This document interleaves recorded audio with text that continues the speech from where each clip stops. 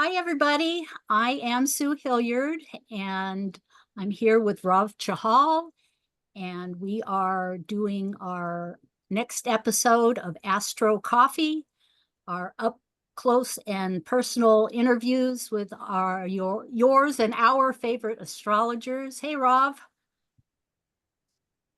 Hey, how are you, Sue? Too much coffee,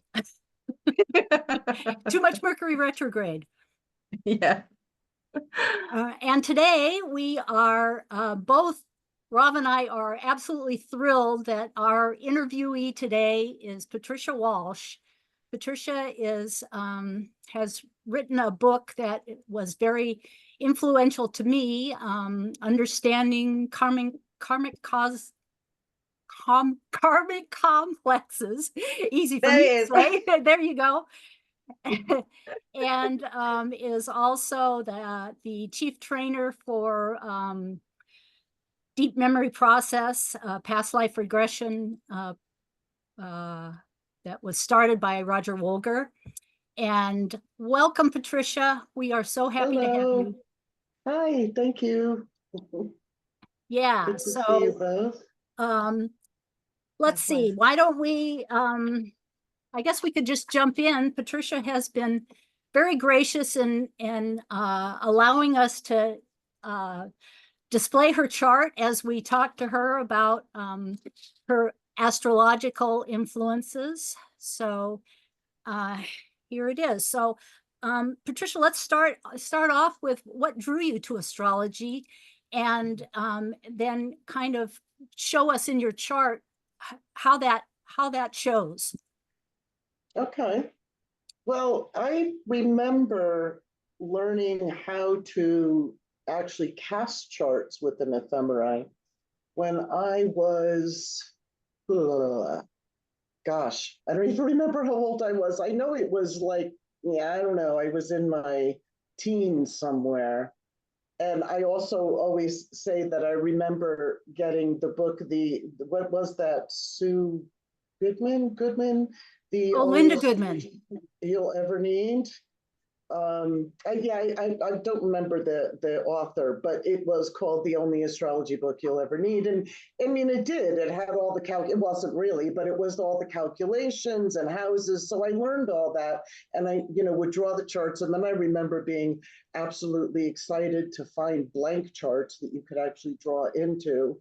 I mean, this is before Amazon, and you could just look online and download stuff and print it. And computer software. Yeah, exactly. It was before software. So what I first found fascinating, I think to me, my draw was certainly psychology and the view of like a view into the human psyche or the person I was looking at, whatever, to understand them more.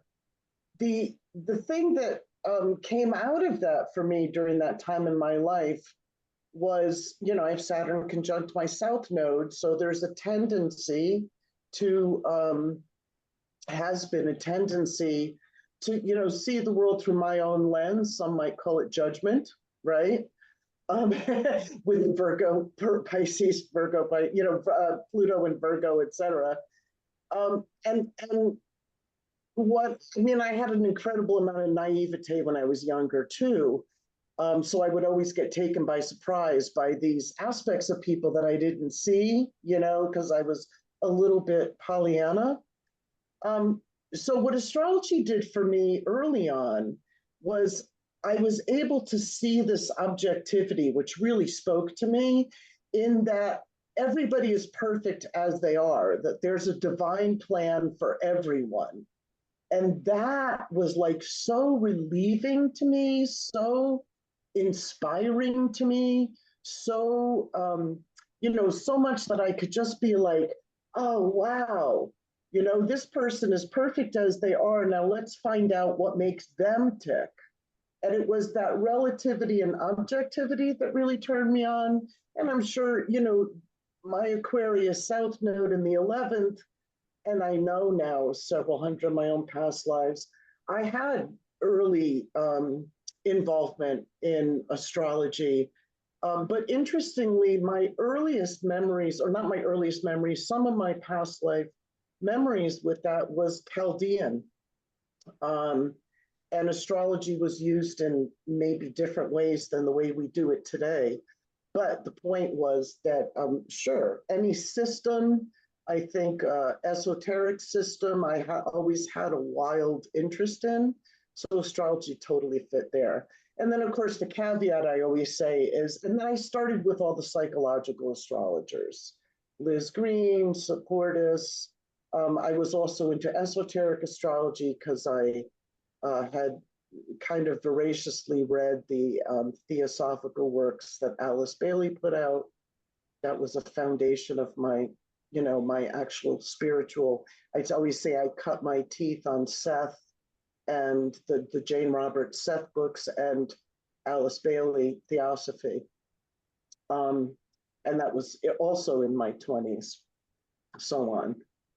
So does that answer your question? Oh, and I was going to say an esoteric astrology, which also was some of the early the Bailey stuff and Alan Leo, etc. Yes, that absolutely answers it.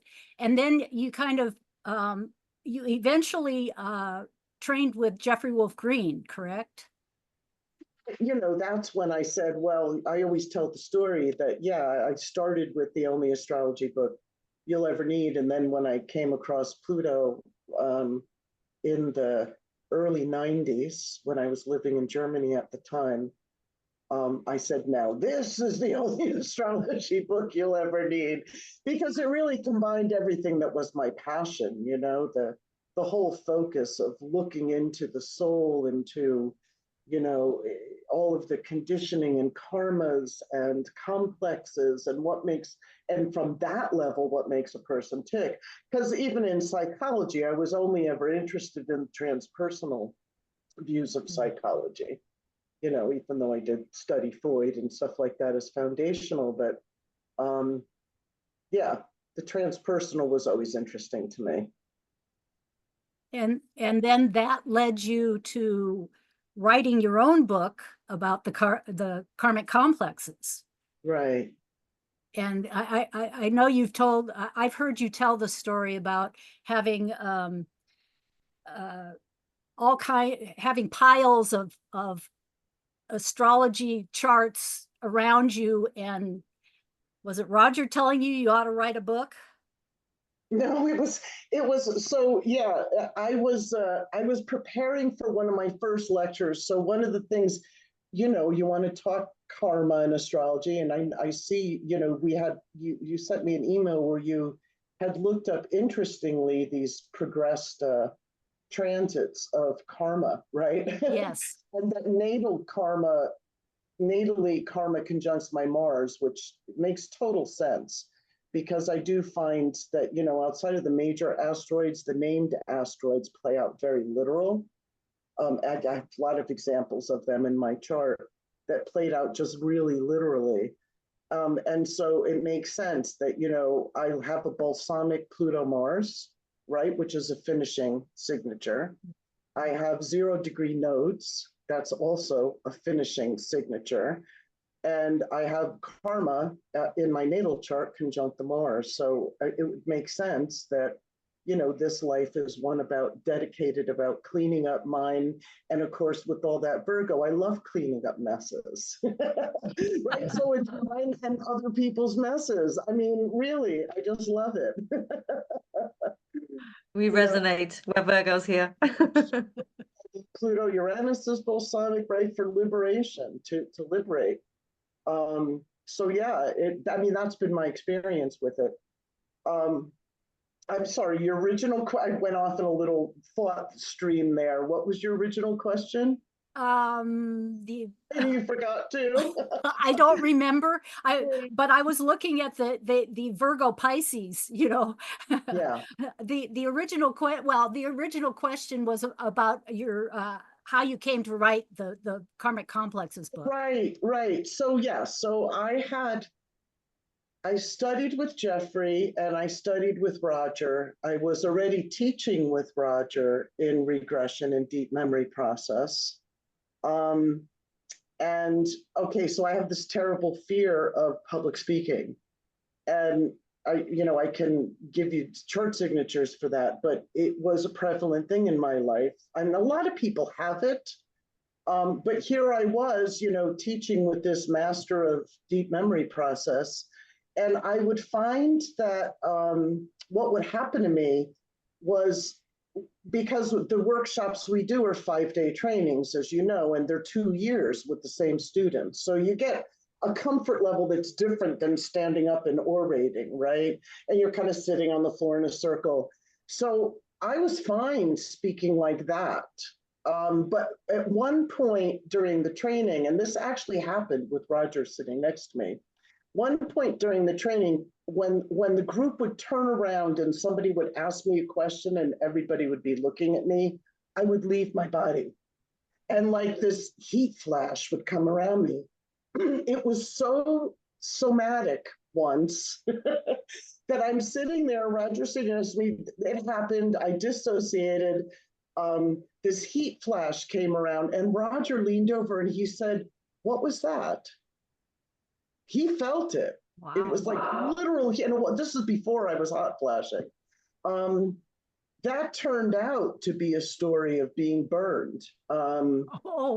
Stories, right? Not even, the crazy witchcraft. I mean, there was more to the story there. But the reason why that all matters is because all around that time, as that story was cooking in me,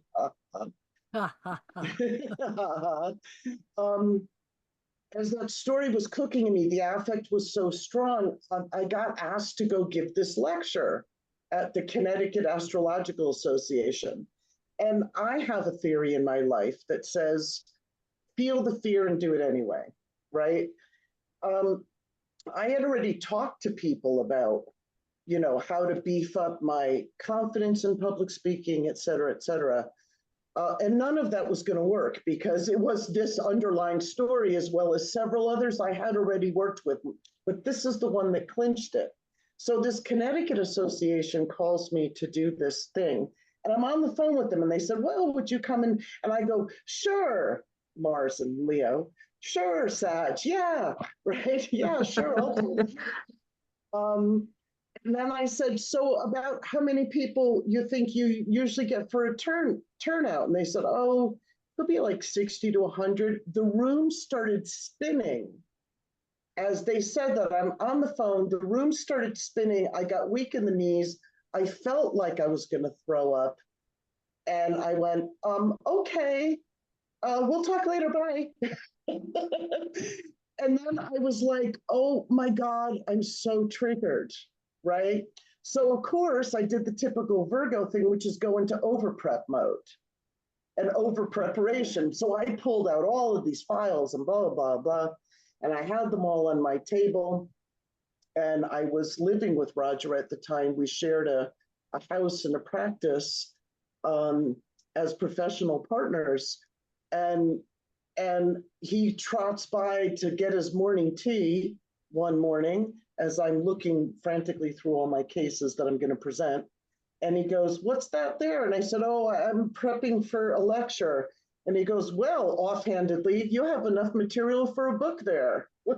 And I literally went boing, because what I had been doing up until that point is because I was so fascinated with the whole system of evolutionary astrology and people's literal past lives, that every client I regressed, every student we had in the program, their clients, their students, I had thousands, tens of thousands, probably 5,000 to 7,000 of these case studies, where I'd have the chart and I'd write the story on the back of the chart.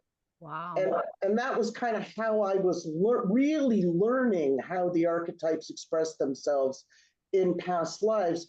Furthermore, what I really saw through all of that, my own fascination, was that the way that Jeffrey describes the karmic axis is so literal in past lives that there isn't any other system that ever hit it like he did, especially when there's a square to the nodes, because I could clearly see that in people's charts through series of regressions where they would do one side, like let's imagine I had a square to my nodes.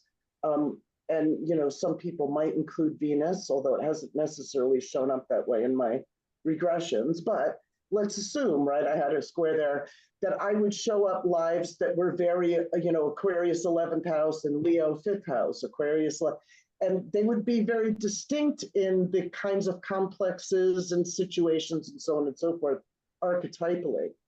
And I saw that so clearly with clients and students, et cetera, that I was like, wow, this Jeffrey really nailed it. This understanding that both nodes can be part of the past life when it's squared in the squaring planet, and then the rulers, all of the extensions and special conditions that we understand in evolutionary astrology. So before that lecture, wait, it gets better. Let me finish the story. Lecture, Roger, he traveled a lot, I traveled a lot. Sometimes we were just ships passing in the night. He was on his way off to go somewhere. And I'm preparing for my lecture. So I have my final cases, and I'm coming down the stairs with this pile in front of my face, boing, boing, boing, boing. And there's 2 steps on the landing that I forgot were there or whatever. I landed like I was going to,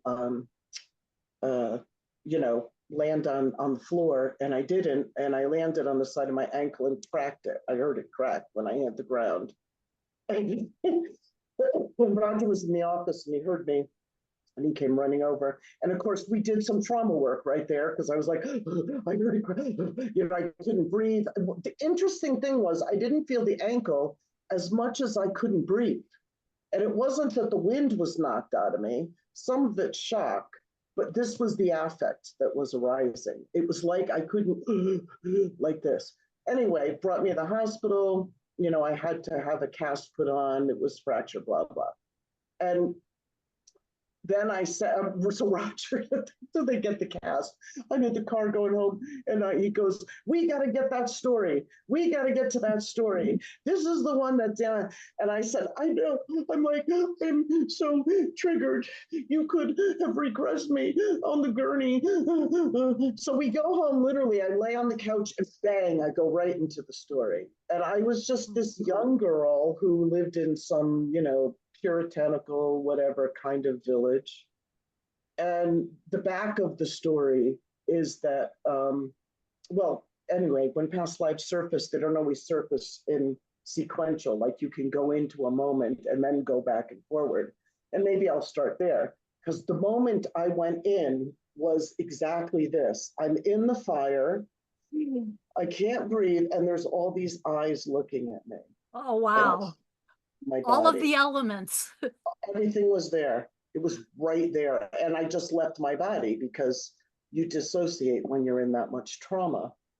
And I just left my body. Backstory was I was some young girl. And speaking of Jupiter and Pisces and the Virgo Pisces stuff, and I just was very fantastical. And I told stories, and I think I talked to spirits and other worldly beings and whatever I was doing.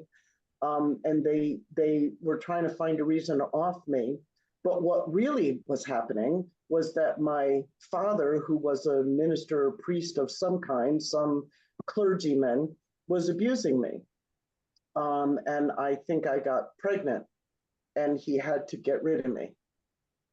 So they used this as this kind of weird child thing, to burn me, basically, to purge and clean the village of whatever satanic influences I was under. And that was where this whole speaking up, blah, blah. And that one clinched it, because literally the weirdest thing was I went to go give that lecture. The first blessing was that I was in a wheelchair. I was in a walking cast, but it was a non-weight bearing cast at first.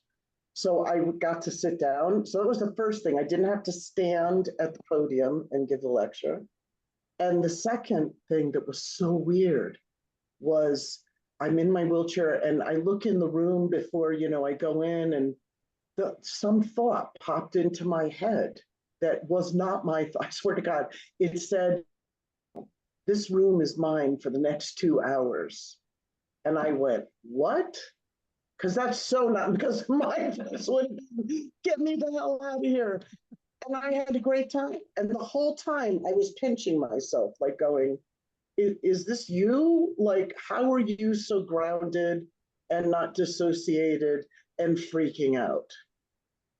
You know? And that actually, that whole surprise at the abject shift in my life from that moment, it stayed with me for like a year, because then I was lecturing all over astrology world, and then I wrote the book, and then I was lecturing everywhere. But like for a year, I'd be like, why am I not afraid of this? So yeah, that's the story. Wow. Collected That's a bunch fascinating. I talked to Jeffrey. So I was in Jeffrey's last training in Sedona. He gave the very last live training he did. And I talked to him on a break, and I said, you know, I've been collecting these stories and blah, blah, blah. And he was like, yes, do it. I've been waiting for someone to write that book. So there you go. And here we are, and it has changed so many. I mean, it totally, I'm totally serious when I say it really changed my life, because it made me, it brought me more into evolutionary astrology, and it decided me to do the DMP training, which I mean, it has been a total, you know, life changer. Yeah, well, you Well, have those kinds of stories too, right? Where you laid down on the mat one person and sat up, and you were totally different 2 hours later. Yep. Right? Yes. Like, Yes. oh. Yes. Yes. And witnessed so many of them too. Yeah. You know, which, you know, brings it all home that it's amazing. Well, I love that story, and it kind of brought to life your Mars and Leo, eh? In what way?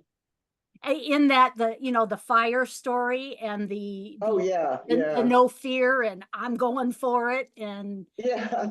this Well, room that is would mine. be the leading edge, right? Like the desire is to get over it, right? Like, yeah, I mean, Leo, I remember when Jeffrey read my chart for me for the first time, and he said, your soul created this is as I was still going through this deep healing deconditioning process, you know, and he said, your soul created maximum freedom in this lifetime. And I remember thinking to myself, I don't know about that. You know what I mean? Because I felt so racked with those typical Pluto, Virgo in the sixth house, you know, anxieties and angst and, you know, all that stuff. And I remember, you know, I'd look at my chart and go, I have a Leo North node, and its ruler is conjunct the MC in Sag, trined by Mars. It's like, could you ask for a better, like, when am I ever going to step into that? I mean, I did. I would look at it, go, when is that going to be my reality? Yeah. Is that my story? I know. I'm like, what? I mean, guess that is part of what I'm sure he was referring to when he read my chart a million years ago. Yeah, he could see it. Yeah. That's awesome. Yeah. So I just want to add something. Sure. Just going back to Patricia, you mentioned, you know, how it linked to past lives, that karmic axis. I have to admit, I was drawn to evolutionary astrology when I read about the south node and the north node of the moon, how the south node of the moon was very much the past story we've brought forward.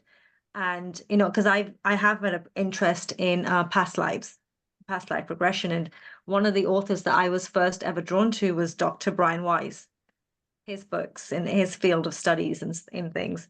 And then just studying evolution astrology, reading the Pluto books. And when I came across karmic complexes, it literally was like, wow. It literally, you know, the whole, like you said, the birth chart depicts a story, especially the nodal axis, the karmic axis that we have. And yeah, 100%, if no one's read your book, I'll be surprised if they haven't. If you're into evolutionary astrology, it's such a great tool and resource just to see how literal life can be.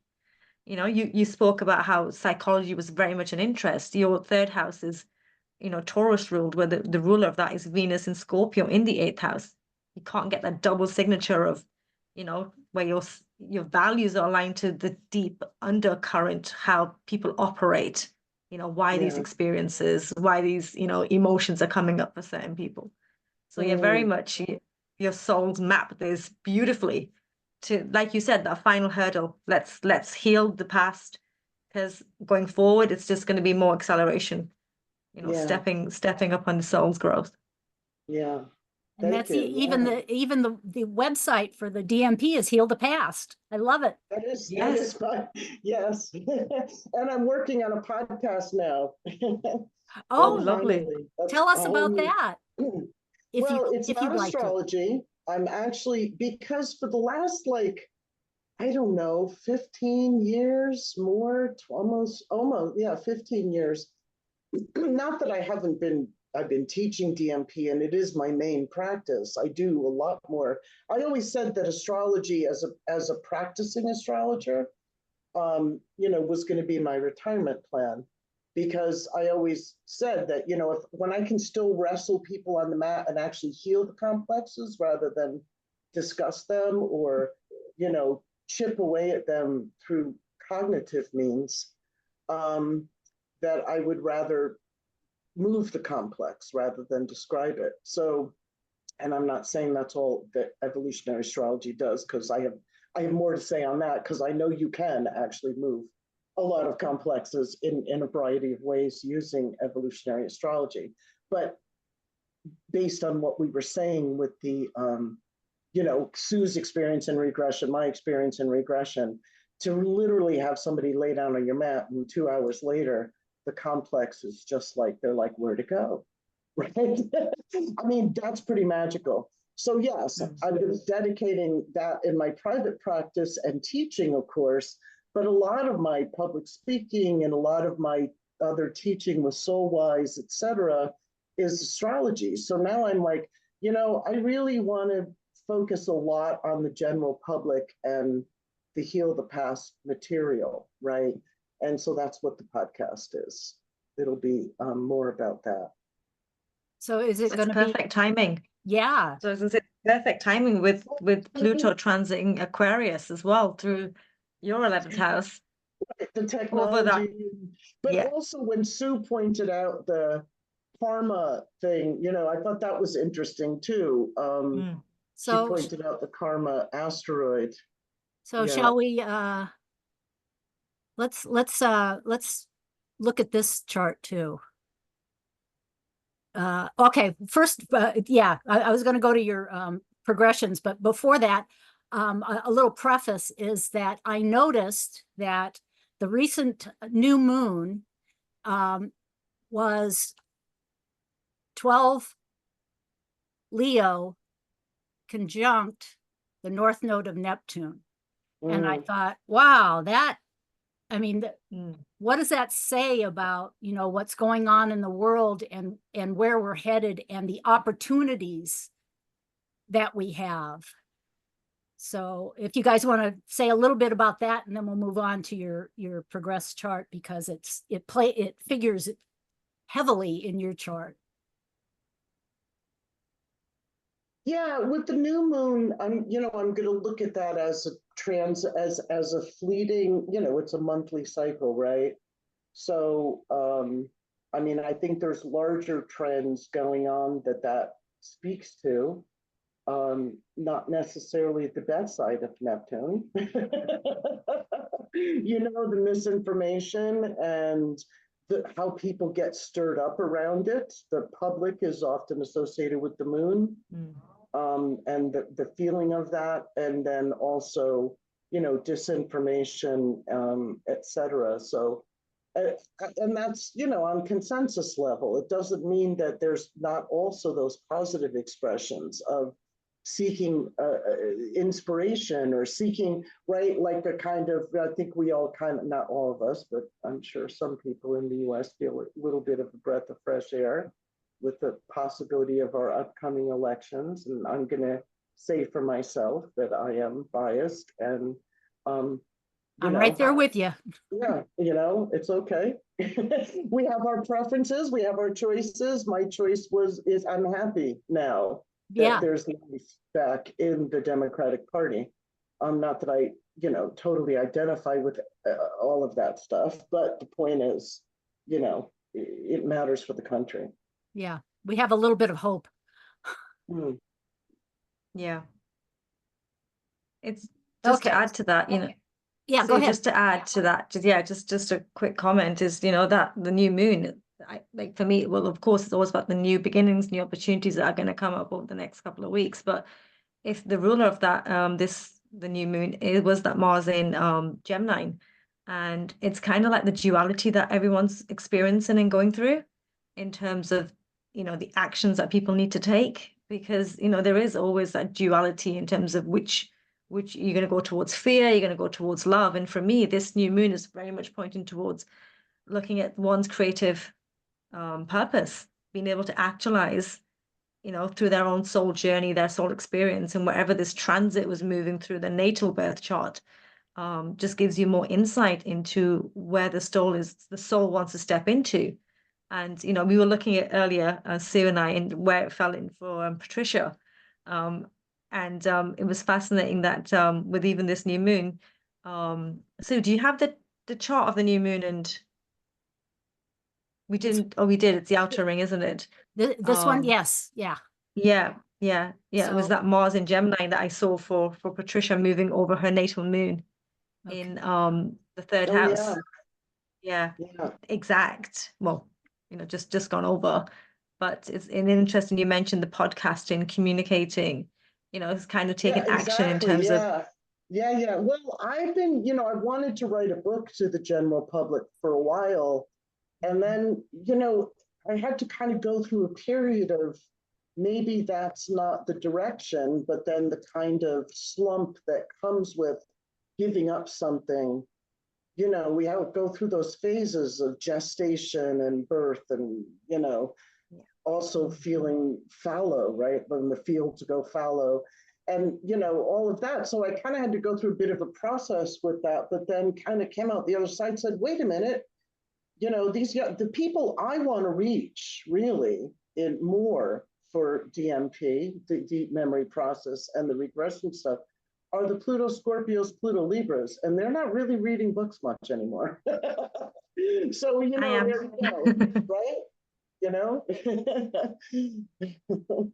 Yeah. So Trust me, Pluto Libras will be needing it because we're all going through our Uranus oppositions at the minute as Yes. well. So Yeah. So is this, when are you going to launch the podcast?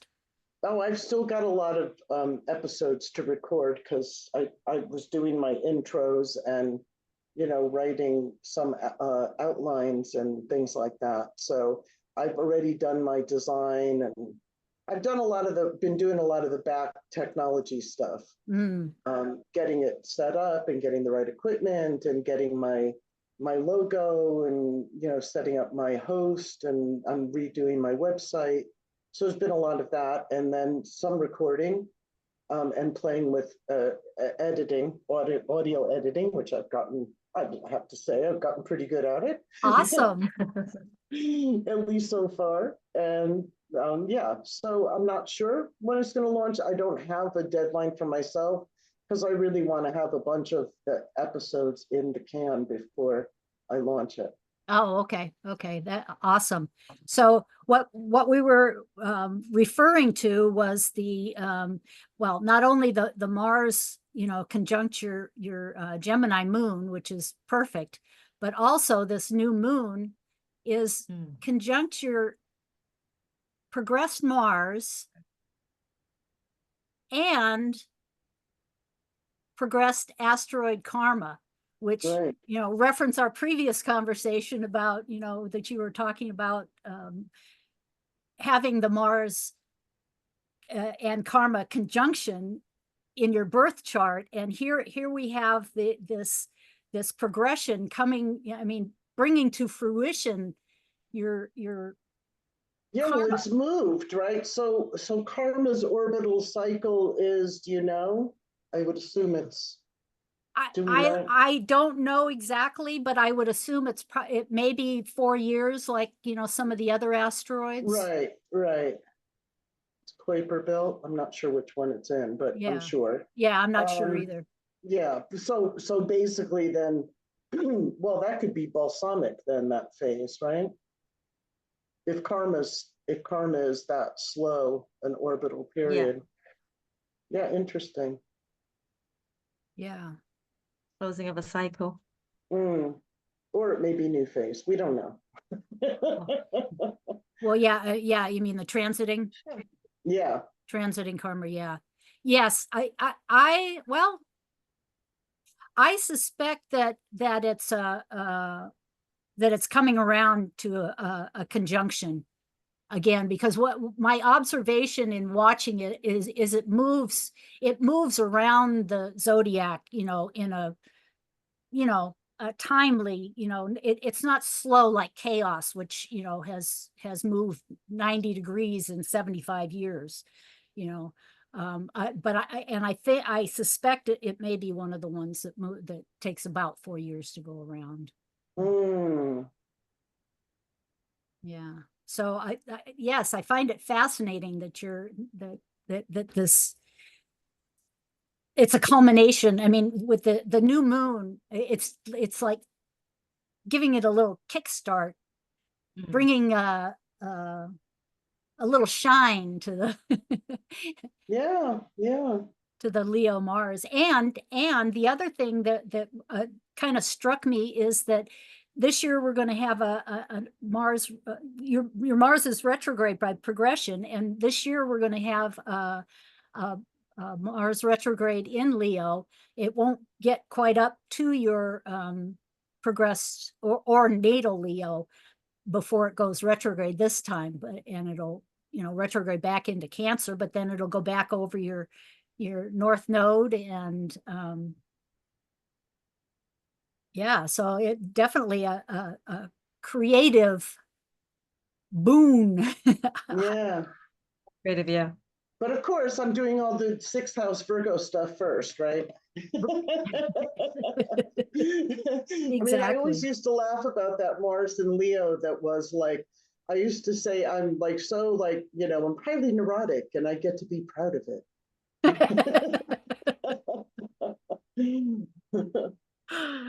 Oh, I love it. Well, Yes, Rob, where would it's you like to go amazing. with questions I was now? about to say, yeah, it's amazing how like literal the birth chart can just be from experiences and the planets, planetary movements, whether it's planets or asteroids, and it's yeah, we could just do this for hours, couldn't we? Just looking at all the patterns in what you can decipher. Well, another one Yeah. that's really interesting in my chart is the Gemini moon, and I was adopted, right? So I have the classic orphan signature, which is Pluto Uranus square moon. So I'm a Hades moon, right? Chiron square, Jupiter square, and moon in Gemini in the third. So I have two mothers, right? I mean, it's pretty Right. literal. You That can't is, make it yes. up.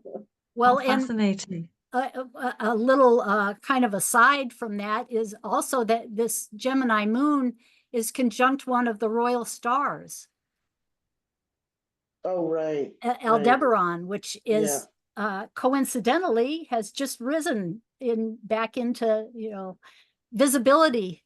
Yeah. So I love it. Yeah. So yes, Sue, so what I wanted to ask you next, Patricia, was astrology's become very popular over the last few years. Like a lot of people have started doing astrology, studying astrology. What advice would you give to anyone wishing to step into astrology? Well, so when you say astrology's become really popular, because I'm out at a lot of the conferences, what I see is a large interest with the younger generations in the classical and Hellenistic. I don't know if I can give advice to those types of readings as much as because you know, from evolutionary astrology, we come from a psychological perspective. And a lot of the approach that you use with somebody, at least my advice in using astrology in that way, is to use therapeutic guidelines when you're using a chart in context with looking at somebody psychologically and opening up things and discussing things with somebody, is to have your feet somewhat grounded in even basic therapeutic context.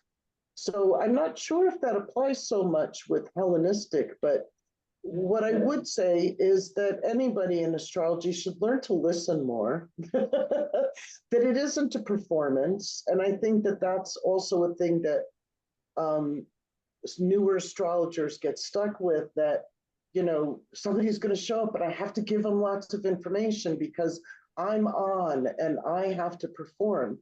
And I don't blame them. I'm not, you know, because that is oftentimes an unspoken expectation, right? The client comes, if you're talking general public, right? The general public can have a wide variety of ways that they see astrology, with a lot of unspoken expectations of what an astrologer is. You know, to some people they're a sage, to others they're a mystic, to some they're hairdresser that they're going to tell their secrets to, right?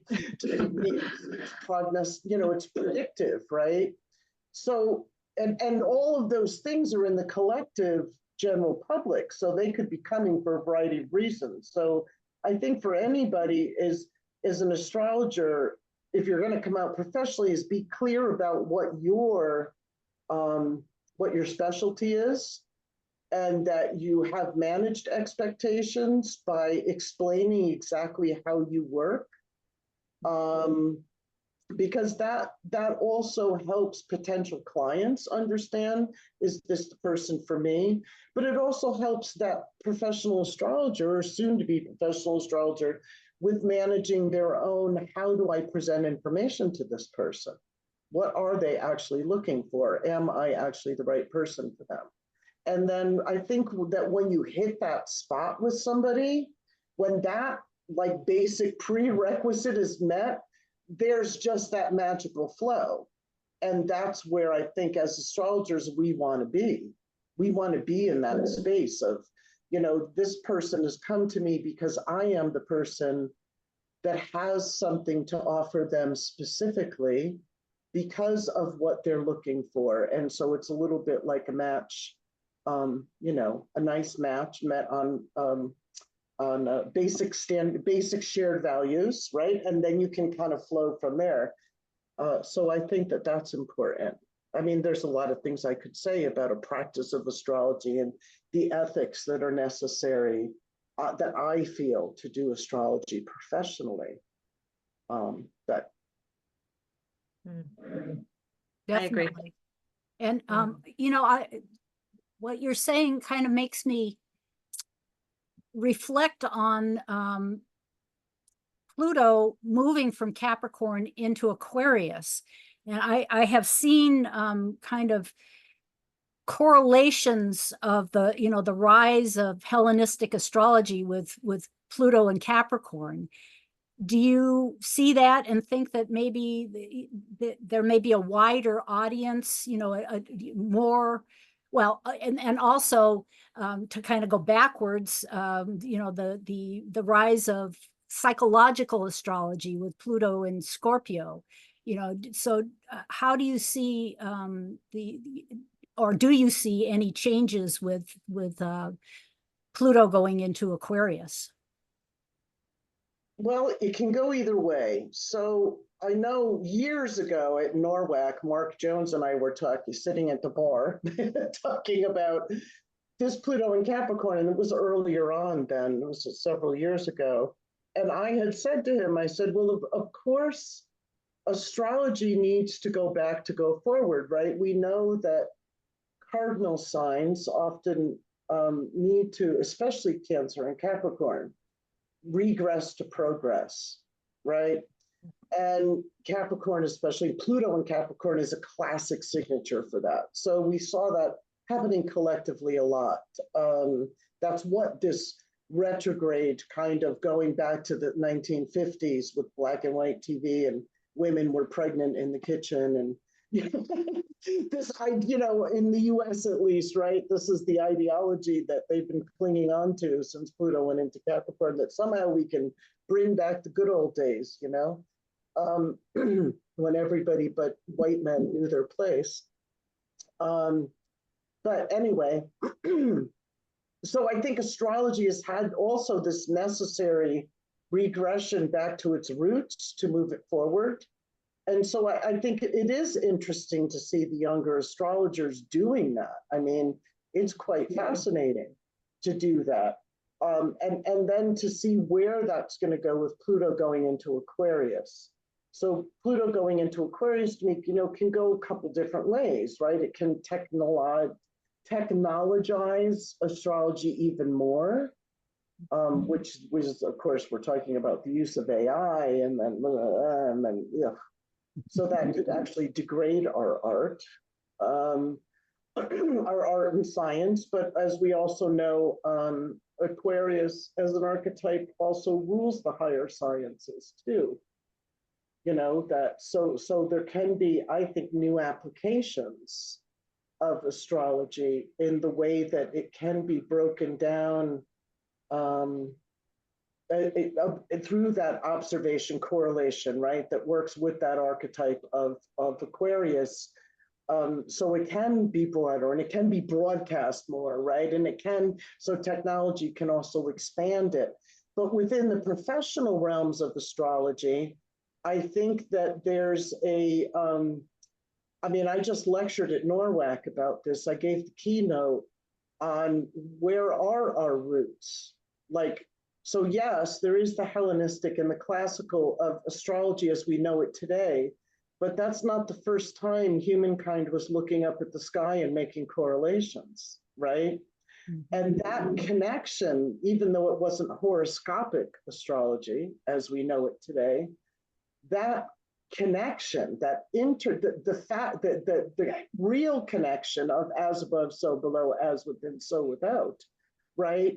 That was known by what I call our archaic ancestral consciousness, when we go back to Neolithic or Neanderthal consciousness, that that consciousness is very different than ours. And I think that astrology can also recapture some of that root. And that root is recaptured by imagination, right? That root is captured by allowing, you know, not trying to hammer astrology into a scientific model or mold, because who freaking cares? You know, I know there are astrologers out there that just like really hammer away at the institutions and trying to get astrology to fit here and there. You know, it works on a principle of synchronicity. It works on a principle of meaning. It's a subjective and objective experience. And all science is going to do is look at the objective, but not the subjective, right? It's like psychology. Psychology is a science, sort of, you know, because they can codify certain things, but they still can't explain consciousness. So, you know, my point is astrology is kind of in that place. And I think that there's a possibility. I also see possibilities, again, positive and negative. Pluto going into Aquarius, it could be more fragmentation within the community, right? Little tribes breaking off and throwing stones at each other. That's always been part of the professional astrology world.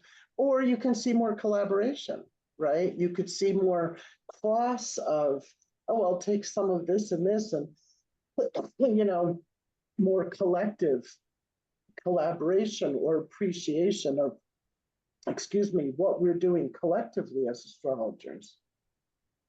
And or a little bit of both. Excuse me, yeah. Yeah. Got you all A bit choked from up, both. huh? We got you Dry. talking a lot. I know. Well, you know, I do have a Gemini moon. Me too. And As kind does of Sue, yeah. rulers in Sag, right?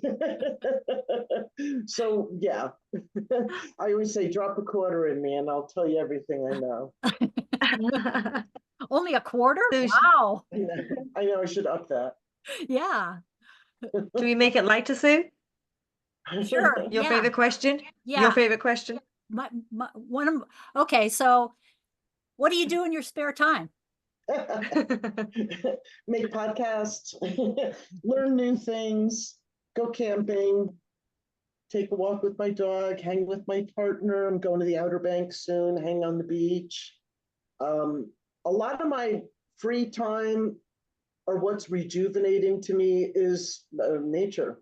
You know, like I don't spend a lot of time doing. I don't spend a lot of time doing things just to do things. I mean, really, I don't, right? You know, so some people have said to me, you know, I remember years ago when I was dating, and people would say, "Well, what do you do for fun?" And I would literally have to think in my mind, I'm living my life's work, which is bliss.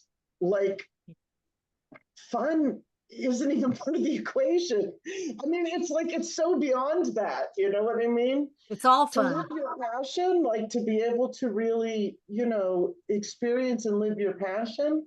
So again, my spare time a lot is, you know, catching up on world events or reading up on things or being out in nature somewhere. I've done so much traveling too. So it's not like I'm, certainly if I hadn't done that earlier in my life, I'd be like, I need to be getting on a plane and going somewhere with all that Sag energy. But I did it for 30 years. I've been all over, you know, I've traveled for work and then lecturing and then teaching. And I mean, I am still doing it. I'm going to Australia in January, and I still do that, but I'm more selective because I used to just live on planes, you know? Like literally, I mean, I've done some trips where I was like lecturing in Canada, and then I'd stop in Seattle, and then I went to Australia, and then I literally did one circuit. It was like a month and a half trip where I started in Canada and then went to Seattle and then did Australia and then did Serbia and then did London and then came home. Round the Like, world tour. I mean, I've done all that. You know, I How lived in sad. Europe for several years, so I've also seen a lot of Europe too. Again, there are places I'd still like to go, but it's not the big urge. Well, I'm going to ask a question that's going back a little bit to your past lives. This is something I'm intrigued with. I'm very fascinated with past lives and experiences in the now. Has there been a country that you've been to where there's just a country that you remember that you've been to where the experience of being just a recognition or like a remembrance of Yeah. I've been on this land? Oh, I've had complete recalls.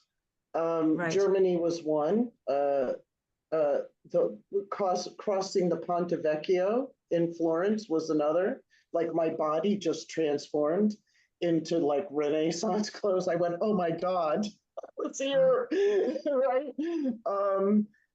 India. When I first went to India, the plane's wheels touched the ground. I burst into tears and just started crying on the plane, saying, "Oh my God, I'm home." Oh, wow. And I've always had amazing, in fact, I've had a lot of, speaking of, you know, predictive astrology, Vedic astrology, especially the real pundits in India are just amazing with their readings. And I went to some that did what's called those Shukanadi leaves. Have you ever heard of those?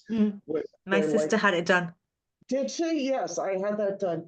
And they're like, you have amazing karma in India.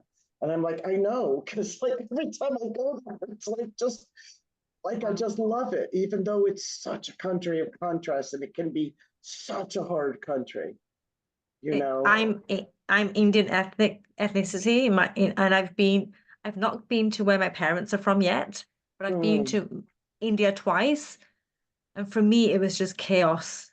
And I can speak the language, I can get by, but I was just like, get me out. But I know there's still a pull, but for me it's not the time. I feel like it's not the time. It will come. I know What area were you from, or have you been there? my parents are from North India, so the Punjab. Okay. The Punjabi, and so they go back every year to stay for a while and then come back to England. but the pull to Punjab hasn't been there for me yet. Mumbai was more for like watching Indian films and Bollywood. That was a whole different ball game. But I haven't been back to India since 2008. And but I know the timing, it's the timing, and something will pull me there. There's just been other places I've been drawn to. But yeah, I know exactly what you mean when it comes to India, in terms of I know there's a link somewhere, past lives as well as this current lifetime. But yeah, I'm just fascinated when you Well, go to it's your certain lands. ancestral root, so there is that pull, as well as, like you said, past lives. And certainly certain places, I mean, Germany was horrific for me. I don't ever want to go to Egypt, and now I know why from the lives I had there. Okay. There's certain places, and Sue knows that we do some exercises in the trainings where people imagine themselves going around the world while they're guided looking down at countries and get a feeling like yes or no, or oh my God, I'd never go there. Egypt has always had like a big X on the map for me. Never want to go there. I've had several horrible past lives there. So yes, we can absolutely get triggered in positive ways and negative ways geographically by going to a place. And sometimes, the coincidences and synchronicities that happen, especially if you're open to, downloading that kind of information, is quite amazing. Yeah. And that's the key word, being open to it. I feel you have to allow it in. Yeah. Otherwise, those blocks can stay up, and it's just being open. Like you said, synchronicity, coincidences, there's a link. There's always a link. Yeah. Yeah. Well, before we head towards closing, I have one final question for you, Patricia. Personal interest in books. I absolutely love reading. I do have Neptune in the third house squaring my nodes, so I'm always going to devour whatever spiritual information I can find. Apart from astrology books, has there been any particular book that's inspired you, or books in your life that you recommend? If I could, Yeah. you pick up the camera and show you my office. It's perfect. Like all of us, yeah, I'm sure. I used my house. I pared down a lot because I moved several times. And this last move, I literally pared down more than half of the books that I have had, donated them. But, well, like I mentioned, for me, Seth and the Jane Roberts books were just foundational. And I think a lot of people don't realize that the New Age movement really came out of Theosophy and Seth. I mean, Seth was the one who said you create your own reality, right? So this whole New Age thought, is, and then he wrote a book about how you do it, right? I mean, people never read that, but that's the part of Seth that caught on. And I'm not saying it for the New Age value, because I don't know if I necessarily value that so much as his that work was really felt very authentic to me, not like, some person channeling their own higher self and not knowing and calling it Ramtha or whatever. Oops, did I just say that? My outside voice, those kinds of channels. So yeah, Seth, and of course, like I mentioned, the Alice Bailey books, Theosophy, it's very dense though for people. Psychology, of course, I've read a lot of that. Like The Great Cosmic Mother is a great one. That was kind of foundational in my reclaiming my feminine, my divine feminine, my natural feminine, that was very foundational for me. I don't know, there's so many of them, but I mean, I think, you could kind of put them like my interests in different categories. So it would be like, I really love a lot of the, like, that kind of mystery, like understanding earlier civilizations. I love that stuff. Marie Gimbutas, I love her. Joseph Campbell, I loved his study of, the monomyth of the hero story. Although that was very patriarchal. The heroine's journey, he forgot that there was one of those. I love studying ancient myths. I have a fascination with Sumeria. So I love stuff around that.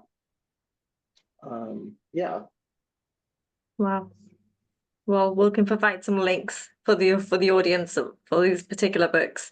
I have actually got The Cosmic Mother. I haven't started reading it yet, but I remember picking it up a few months ago. Might even been last year actually. But yeah, books teach. There's so much to learn and there's so much growth. But yeah, so I think books can change people's lives, especially the people that are interested in reading. Absolutely. Yeah. Absolutely. Oh, and Other Lives, Other Selves by Roger Wilger. That one changed my life. Yes. Absolutely. Yes. Mine too. Yeah. That's what got me to you. Yeah.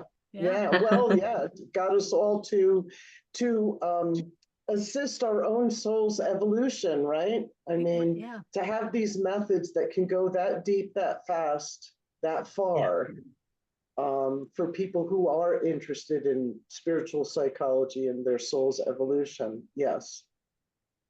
Absolutely. Perfect. Oh, Patricia, this Yeah. has been so much fun. Thank you Yes, so thank much for you. joining us.